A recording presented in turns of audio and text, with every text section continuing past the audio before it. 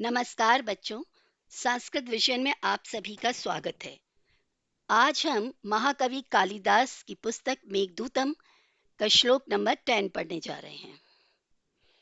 मंदम मंदम नुदति पवनश्चानुकूलो यथा त्वाम वामश्चायं नदति मधुरं चातकस्ते सगंधा गर्भाधान क्षण परिचयान् नूनम आबद्धमाला सेविष्यन्ते नयन सुभगम खे भवंतम बलाकः।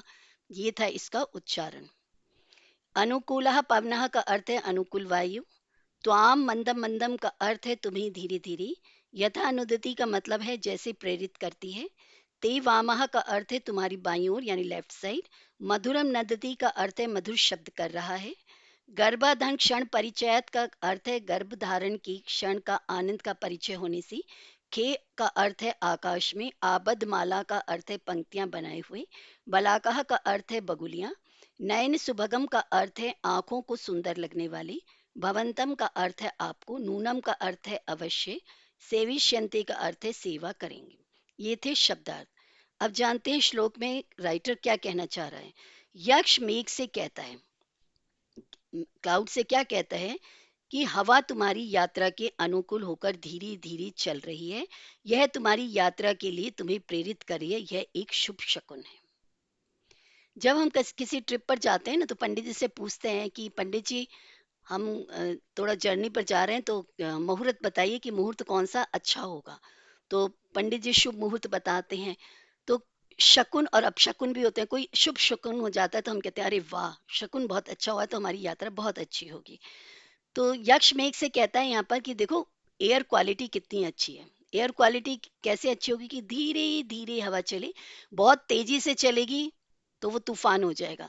तो एक एयर का एक लेवल होता है जिसके अकॉर्डिंग हम इस सुखद अनुभूति होती है, हमें बहुत अच्छा लगता है।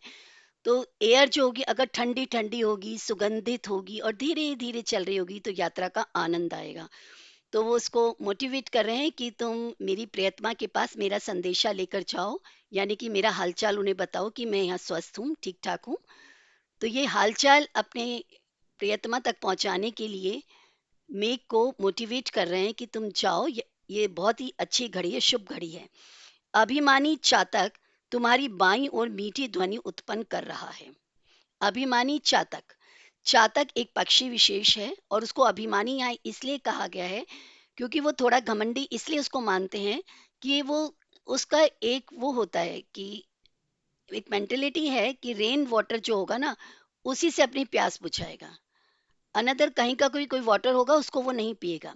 अगर आपको उस पर अगर तरस आ जाएगा और किसी झील में, किसी कुएं में, किसी वाटर कंटेनर में आप उसका किसी में डालोगे मुंह की पानी पी ले तो वो नहीं पिएगा, अपना मुंह बंद कर लेगा। ठीक है। तो इसलिए उसको कहा है अभिमानी। और ये एक शुभ शकुन होता है कि शकुन शास्त्र के अनुसार मोर, चातक आदि पक्षियों का बाईं ओर से जाना शुभ माना जाता है। एक शुभ शकुन है ये, एक अच्छी बात मानी जाती है ये।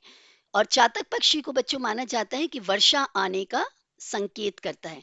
जैसे होते हैं ना कि कौवा किसी मुंडेर पर बोलता है तो लगता है कि कोई गेस्ट आने वाला है। ये शकुन शास्त्र है जो संस्कृत भाषा में लिखे गए हैं कि ऐसा करोगे तो ये होगा, ऐसा करोगे तो ये होगा, ऐसा होगा तो ये होगा। तो अगर कोई पक्षी जो है चातक पक्षी है, उसकी मीठी आवाज सुनाई दे जाए, वो भी हमारी लेफ्ट साइड से, लेफ्ट ईयर की तरफ से, तो बहुत ही शुभ माना जाता है। और अगर मोर नाचता हुआ दिख जाए तो बहुत शुभ माना जाता है। तो यह भी यात्रा का, शुभ यात्रा का परिचय है कि आकाश में बगुलियां भी होंगी। जब तुम यात्रा कर रहे होगे ना तो आकाश में बगुलियां भी होंगी। बगुला पक्षी का नाम आपने सुना होगा, बहुत सी अपने संस्कृत स्टोरीज में बकाहा शब्द सुना है। बकाहा का अर्थ है बगुला और बगुले के ही स्त्रीलिंग है बगुली। ठीक है, वो भी व्हाइट कलर का ही होता है। तो ये जो आकाश में बगुलियां हैं वो फ्लाई करती हुई, उड़ती हुई आपको दिखाई देंगी और एक नहीं बहुत सारी दिखेगी। ऐसा होता है बच्चों, जब मानसून आने लगता है ना, जब बारिश आने लगती है तो बगुलियां खुश होकर स्काई में मस्ती से उड़ रही होती हैं। तो वे गर्भाधान से प्राप्त होने वाले आनंद से परिचित होती हैं। और जो जंतु विज्ञान होता है, ठीक है, जो पशु पक्षियों विज्ञान का जो अध्ययन करते हैं, जो पशु पक्षियों की साइंस को पढ़ते हैं, bird science and animal science, तो उनमें उनको पता है, उनके शास्त्रों में लिखा है, बुकिश नॉलेज है ये, कि उसमें बताया गया है कि मानसून का सीजन जो होता है बगुलियों के लिए बहुत अच्छा सीजन होता है। ठीक है, तो उस सीजन में ये बगुलियां जो हैं बहुत ही आनंदित हो जाती हैं, खुश हो जाती हैं। यह भी एक शुभ शकुन है। तो कोई अगर खुश चेहरे वाला व्यक्ति, प्रसन्न, कोई स्माइल देता हुआ आपके सामने से जाएगा तो आपका मूड अच्छा हो जाएगा। और कोई मुंह बना के जाएगा, निराश होता रोता हो जाएगा, तो आपका मूड अपसेट हो जाएगा, क्योंकि आप उसके दुख से कहीं ना कहीं दुखी हो जाएंगे। तो बगुलियां प्रसन्न होकर जा रही हैं रास्ते में, और आपको चातक पक्षी मधुर आवाज में बोल रहा है, और देखो सुंदर सुंदर एयर क्वालिटी, तो जाने का मौसम सुहाना है। तो आप जरूर यात्रा पर अब चल पड़िए और मेरा मैसेज वहां तक पहुंचा दीजिए। वे आपको देखकर खुश होंगे। अब खुश क्यों नहीं होंगी वो मेघ को देखकर? वो तो खुश होंगी, क्योंकि मेघ जो है वो वर्षाकालीन मेघ बनकर जा रहा है। ठीक है, तो मेघ का जो गुण है वो है वर्षा करना। आपको देखकर उनके नयनों में प्रसन्नता की झलक होगी, क्योंकि रेनी सीजन तो सबको ही अच्छा लगता है। पशु पक्षी मनुष्य सब रेन को देखकर, क्लाउड को देखकर झूमते हैं, नाचते हैं, गाते हैं, खुशियां मनाते हैं।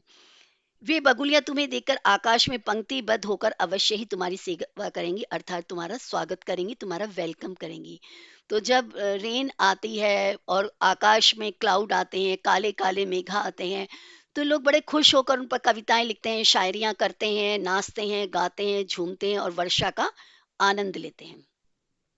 तो बच्चों, अब इस श्लोक में हमने क्या सीखा? मंदम मंदम नुदति पवनश्चानुकुलो यथा त्वाम, वामश्चायं नदति मधुरं चातकस्ते सगंधा, गर्भाधान क्षण परिचय नूनम आबदमाला, सेविष्यन्ते नयन सुभगम खे भवंतम बलाकः। ये कह रहे हैं कि त्वाम, तुमको, पवनः, पवन हवा, नुदति, इंस्पायर कर रही है। हवा इतनी सुहानी चल रही है ना, हे मेघ, ये यात्रा के लिए तुम्हें प्रेरित करेगी। तुम्हारा जो जाना है ना वो बहुत सुखद होगा, तुम्हें मजा आ जाएगा, इंजॉयबल आपका ट्रिप होगा। क्यों? मंदम मंदम, धीरे धीरे हवा चल रही है। यथा, जैसे कि हवा धीरे धीरे चल रही है, अनुकूला, और तुम्हारे अकॉर्डिंग ही चल रही है। जब बाय एयर हम करते हैं ना, ट्रिप करते हैं, तो यात्रा तभी ठीक होगी जब एयर क्वालिटी अच्छी होगी। वामश्चायम, और च अयम, वामः प्लस च प्लस अयम। ये जो पवन शब्द है ना, संस्कृत में हवा शब्द पुल्लिंग है और हिंदी में स्त्रीलिंग है, ध्यान रखिएगा। आपको मालूम है ना, पवन पुत्र हनुमान जी हैं, और पवन कौन है? हनुमान जी के पिताजी हैं, तो पिताजी शब्द पुल्लिंग हुआ ना बच्चों। लेकिन हिंदी भाषा में इसको स्त्रीलिंग माना गया है। ठीक है, तो संस्कृत भाषा में पवन शब्द पुल्लिंग है। तो जो यह है पवन, इसीलिए यहाँ पर अयम शब्द है। अयम शब्द पुल्लिंग के लिए होता है, इयम शब्द स्त्रीलिंग के लिए। और यह जो पवन है ना, वो धीरे धीरे मंद आवा धीरे धीरे चल रही है हवा। और मधुरम चातकस्ते, और ते मतलब तेरी, चातकहा प्लस ते है यहाँ पर, चातकहा प्लस ते, चातक पक्षी, ते मतलब तेरी, सगंधा गर्वीला घमंडी। ये जो गर्वीला है, स्वाभिमानी है, ये चातक पक्षी जो है तुम्हारी लेफ्ट साइड से होकर जा रहा है और मधुर मधुर शब्द कर रहा है। तो देखो कितना अच्छा शुभ शकुन है। गर्भाधान क्षण परिचय नूनम आबद्धमाला, और गर्भाधान से जिनका परिचय हो चुका है, ऐसी बगुलियां तुम्हारी लेफ्ट साइड से होकर जा रही हैं, ये भी शुभ शकुन है। खे आकाश में भवंतम, आपका बलाकह बगुलियां, सेविष्यंती, सेवा करेंगी। क्यों? क्योंकि आप उनके नयन को, आंखों को सुख दे रहे हो, सुभगम, सौभाग्य दे रहे हो, सुख दे रहे हो। तो वर्षा से तो सबकी आंखों को शकुन मिलता है ना, बहुत ही अच्छा लगता है।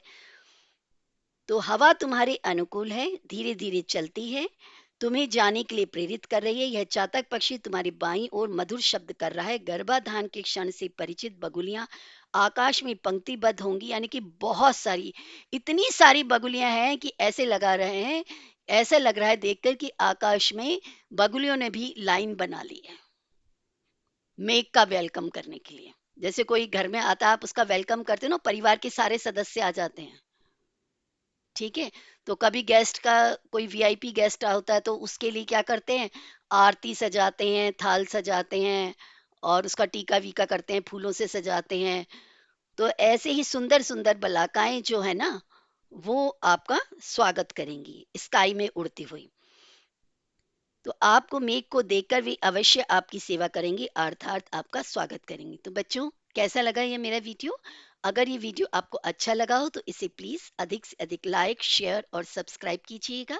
Thank you.